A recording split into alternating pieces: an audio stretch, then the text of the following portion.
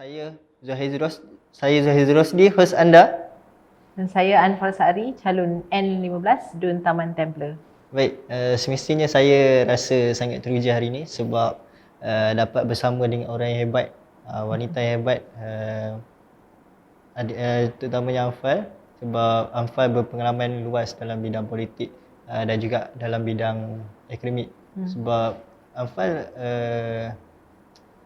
baru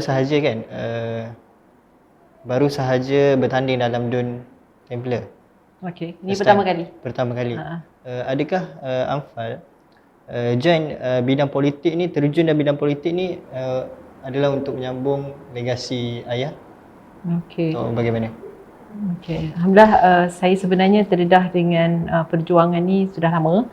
Ketika ayah saya terlibat dalam memimpin NGO seawal tahun 80-an sehingga pada tahun 1998 ketika reformasi meletus, dan saya sendiri adalah saksi yang pertama yang paling dekat dengan ayah saya ketika polis menahan ayah saya di perkarangan parking HUKM di bawah Akta Keselamatan Dalam Negeri. So dua kali penahanan, yang pertama 15 hari, yang kali kedua lebih lama 2 tahun dan dihantar ke Kamunting.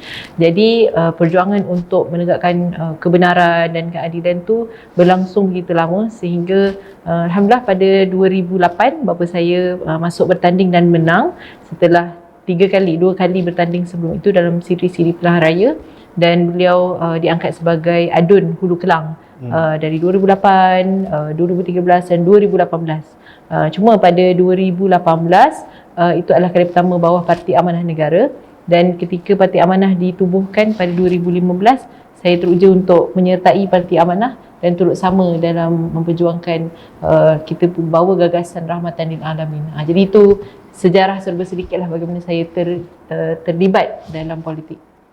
Baik. Jadi selepas sesi penerimaan calon pada Sabtu lalu, jadi apa perasaan Anfal selepas sesi penerimaan tersebut? Adakah rasa gemuruh ke, rasa gemetar sampai sekarang ke, macam mana nak handle kan? So apa perasaan selepas daripada sesi penerimaan calon tu dengan aktiviti berkempen buat masa sekarang macam mana? Okey, saya sebenarnya selaku calon pertama julung kali dalam tempoh pilihan raya, dan saya membawa aspirasi wanita amanah. Maknanya kita mahu Parti Amanah juga menghantar suara wanita menjadi wakil rakyat, representasi dalam Dewan Undangan Negeri, Parlimen. Tapi kerana kerusi kita, kalau di Selangor kita ada 9 dan kita dapat hantar 2 calon wanita, dan saya bawa tanggungjawab dan amanah itulah. Gemuruh pasti ada, teruja tapi dan saya dah persiapkan diri saya dah agak lama. Kita buat kerja sebagai jentera dan aktivis, jadi sudah tentu pemikiran saya lebih kepada bagaimana kita nak susun jentera dan penetrasi calon itu di Dun Taman Templer. Untuk kerja-kerja kempen, kita dah masuk hari ke-3 dan semalam kita ada sesi suai kenal dengan jentera wanita UMNO di bawah nama perpaduan. Kita akan pastikan gelombang perpaduan ni akan terus masuklah ke dalam semua dun dan kawasan-kawasan yang supaya mereka tahu bahawa di bawah kerajaan perpaduan persekutuan kita mahu bawa aspirasi dan semangat yang sama ke negeri-negeri ini. Dalam duk sembang-sembang ni, boleh tak Anfal ceritakan sedikit berkenaan dengan latar belakang Anfal sebelum ini, dari segi pendidikan ke ataupun dari segi aktivis macam mana? Okey, saya membesar dalam suasana bapa saya dan rakan-rakannya menubuhkan Pertubuhan Jamaah Islah Malaysia, dan dia wujudkan sistem persekolahan pendidikan Islam bersepadu. Jadi saya dari sekolah tadika amal, sekolah rendah Islam Al-Amin, sekolah menengah Islam Al-Amin, dan tamat sekolah menengah tu saya sambung ke Olympia Business School dan Stanford College, dan degree saya, ijazah sarjana muda saya dalam bidang pengurusan perniagaan. Tamat belajar, saya kira tahun 2000 masih lagi baru lagi dalam reformasi. 2001 berapa? 2001? Saya tamat, saya graduate tahun 2000. Umur saya setahun lagi. So saya tamat degree 2000, dan 2001 ayah saya kena tahanan ISA. Jadi mengubah semua perancangan kerjaya saya. Saya tidak bekerja macam orang biasa. Saya bekerja bantu iring ibu saya untuk pergi naik turun mahkamah, pergi demonstrasi. Jadi berapa tahun tu dalam ayah Afal ditahan dalam ISA? 2 tahun. 2 tahun. Sampai Jadi 2003. 2003. Malah kalau nak cerita unik sikit lah, 2002 tu 7 April tarikh saya bernikah. Dan 3 minggu sebelum tu bila masa tu bakal suami lah, sekarang suami saya, bila dia resek dan saya tak sampai hati sebenarnya cakap dengan ayah saya yang ada orang nak kahwin dengan saya. Dia kata tunggu je lah, ayah bebas kan. Tapi dia kata tak apa, teruskan, jadikan peluang ni untuk kempen dan untuk bebaskan tahanan, dan kita usahakan bawa dia keluar untuk nikahkan saya. Sebab dari peringkat awal kita cuba bawa borang macam wakalah wali kan, ini untuk ayah saya sign tanda tangan mengizinkan pihak lain menjadi wakil wali. Tapi ayah saya kata mana boleh, dia masih ada dan dia adalah wali yang sah, dia hanya dipisahkan oleh tembok penjara. Ya, betul. Dan dia kata dia tak nak sign, kalau dia boleh balik saya nikah lah, kalau dia tak boleh balik saya tak boleh nikah, disebabkan ialah pengurusan nikah semua tu lah. Dan Alhamdulillah 6 April petang tu kami dapat info yang nampak van penjara dibawa keluar ayah saya daripada camp, sebab pihak penjara tak respon secara rasmi melalui peguam permohonan kami untuk bawa ayah. Kiranya tahu-tahu van dah keluar. Tahu van dah keluar dan kita standby lah. Majlis kami nak buat 7 April, kita standby, kalau dia balik saya nikah lah, kalau tak saya tak nikah. Jadi 7 April, dia kena tahan 10 April 2001. Majlis tu 7 April 2002, hampir genap setahun, dan mereka nak lancarkan mogok lapar. Mogok lapar tahanan-tahanan ICA ni supaya ialah mogok betul-betul lah, bukanlah berlakon kan, dengan aktivis-aktivis di luar. Masa tu kita dengan PAS di maktab Markas Tarbiyah Melewar, di Taman Melewar, dan ada ramai aktivis yang pun bersolidariti untuk mogok lapar sekali, termasuk adik lelaki saya. Sampai masuk hari ke-5 tak makan, tak minum, dia collapse, dan kita bawa lah dia pergi hospital. Memang even nak cucuk ambil darah kan, nak tengok bacaan gula semua tak mau keluar sebab terlalu lemah. Jadi ayah saya balik 7 April itu diturunkan datang dengan van penjara, dan alhamdulillah dia nikahkan saya selamat. Dan lepas tu dia sempat berucap, dia 4 jam je bersama kami, lepas tu pihak penjara ambil dia balik, bawa dia balik. Jadi itu satu momen yang bersejarah lah buat saya dan keluarga saya, dan meneguhkan untuk satu saya terus ya, sebab maknanya even nak kahwin pun kita terpaksa berjuang nak bawa papa saya yang telah ditahan tanpa bicara kan. Jadi lepas tu mereka teruskan dengan mogok lapar, dapat perhatian antarabangsa Amnesty International, dan kita teruskan, dan alhamdulillah cukup 2 tahun dia tidak disambung. Semua tahanan dibebaskan lah waktu tu. Semua tahanan dibebaskan, tapi dalam masa yang sama ISA ketika itu turut menahan pesalah lah, JI, Jemaah Islamiah Al-Maunah kan, yang itu ada yang ditahan sampai 6 tahun. Jadi kami walaupun bapa saya dan rakan-rakan tahanan politik yang 6 orang tu dibebaskan cukup 2 tahun, ada yang lebih awal, ada yang 2 tahun, kami tetap wujudkan ketika itu gerakan mansuhkan ISA yang ketika itu dipengerusikan oleh kini Yang Berhormat Syed Ibrahim Syed Noh, Ahli Parlimen Ledang dari Keadilan. Jadi akhirnya saya tak ingat tahun berapa, tapi ISA tu dimansuhkan juga, dan kini diganti dengan SOSMA. SOSMA, tapi ada perbicaraan lah, tapi lebih kepada untuk security negara kan, keselamatan dalam negara. Jadi itu sikit sebanyak lah latar belakang.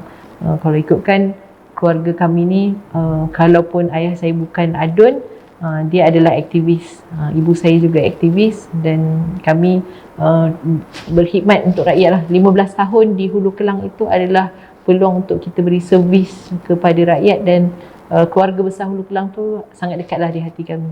Amfal dah mula terjun dalam bidang politik ni sejak 2015. 2015. Jadi dah hampir 8 tahun lah Amfal terjun dalam bidang politik.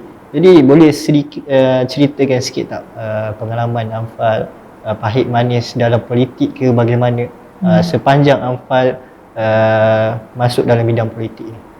Okey, mula yang manis dulu Boleh, yang manis dulu. Saya kira satu, self esteem ataupun keyakinan diri untuk seorang wanita itu berada dalam pihak pembuat keputusan, policy making level. Kerana lepas saya terlibat dalam politik, kita menang Pakatan Harapan pada 2018, saya mendapat lantikan sebagai ahli majlis. Meskipun pada awalnya saya juga tersenarai dalam senarai pendek untuk bertanding pada PRU ke-14 2018. Namun disebabkan amanah adalah kali pertama bertanding dalam pilihan raya atas nama Parti Amanah Negara, pimpinan atas kata kita perlu pastikan kita menang. Jadi kita teruskan penyandang, macam di Hulu Kelang. Penyandang yang kuat lah. Ya. Sebab bila muka baru dia mungkin akan ambil masa, dan Parti Amanah juga adalah parti baru. Jadi kita bila dilantik menjadi ahli majlis, saya bukan puji diri saya, seorang yang committed. Kalau saya buat sesuatu, saya akan buat sehabis baik lah. Sebab saya seorang aktivis. Jadi bila saya jadi ahli majlis, saya belajar tentang bagaimana kita bernegosiasi, ada perbalahan antara dua pihak, bagaimana kita sebagai orang tengah untuk mediate ataupun menjadi pemudah cara, sebab kita nak cari jalan tengah. Dan juga orang tengah antara pihak kerajaan, itu kerajaan tempatan, dan juga rakyat kepada kerajaan tempatan. Jadi itu perkara yang saya kira apabila seorang wanita terlibat dalam politik, berada dalam posisi tersebut, dia meningkatkan kemahiran dan keyakinan diri dia untuk menyelesaikan masalah tu. Ya, betul. Dan itu pada saya satu kepuasan bila kita dapat selesaikan masalah rakyat. Agak ramai jugalah. Sebab sebelum ni agak kurang sikit wanita dicalonkan, tapi buat masa sekarang ni makin bertambah lah. Nampak perkembangan makin bertambah. Sebab apa? Sebab wanita sekarang ramai yang boleh bersuara dalam bidang politik ni. Ramai yang terjun dalam bidang politik. Sebab apa? Sebab kita tengok sekarang ni pun calon-calon yang parti-parti lain keluarkan pun ramai wanita, bukan wanita saja tapi wanita daripada golongan yang muda, untuk menyuarakan hal tentang isu-isu rakyat semasa lah. Dan bukan sahaja perlu ramai calon wanita, tapi calon wanita perlu diberi laluan ke kursi-kursi yang signifikan, kerana kita bukan hanya mahu bertanding cukup syarat, tapi bertanding dan menang. Apabila calon wanita menang dan menjadi representasi wanita dalam Dewan Undangan Negeri, sudah tentu suara wanita dari bawah akar umum itu akan dibawa dan diwakili oleh wanita. Tapi saya perlu highlight satu perkara. Sebenarnya isu-isu wanita, bukan hanya wanita saja yang perlu angkat. Calon-calon ataupun wakil rakyat lelaki juga harus mendengar semua. Dia bukan gender bias kan. Jadi pada saya, sekiranya memberi laluan, dan kita di seluruh dunia juga meletakkan kota 30% tu sebagai dasar afirmatif untuk memberi lebih lagi, dengan kadar 30% itu wanita, isu-isu wanita boleh diangkat ke tahap pembuat keputusan. Pada saya, pada 12 Ogos nanti, sekiranya rakyat Taman Templer memberikan mandat kepada saya akan meneruskan kerja-kerja baik yang telah ditinggalkan oleh mantan adun Taman Templer Wabi Sani.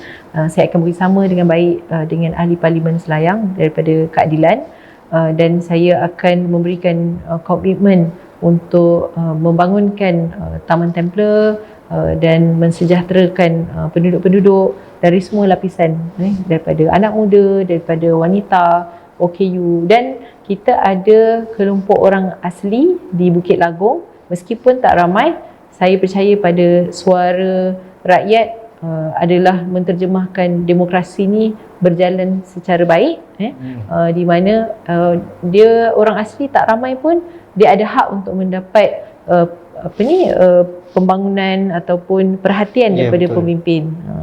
Sebab tu saya sebut dalam kempen saya kata meskipun Puan adalah OKU, OKU yang masih lagi boleh membuat keputusan, cuma dia buta ataupun dia perlu bantuan kerusi roda untuk pergi ke tempat mengundi. Ya, nilai undi seorang OKU adalah sama dengan nilai seorang menteri. Nilai seorang yang miskin sama dengan nilai seorang yang kaya, ya. Kerana nak memilih pemimpin itu, satu undi boleh membezakan sekiranya di kerusi yang sangat sengit, dapat satu undi pun boleh buatkan seorang itu menang. Ya, Dan hilang satu undi boleh membuatkan satu pihak itu kalah. Jadi saya kata semua nilai pengundi, nilai undi bagi pengundi, Wak Ima dia dari peringkat apa pun, jenis kategori masyarakat apa pun, sangat bermakna dan dia harus gunakan peluang itu. Jangan anggap alah kami ni, suara kami ni tak penting kan. Jadi pada saya dalam menyuburkan demokrasi, kita perlu bawa Malaysia lebih maju ke depan.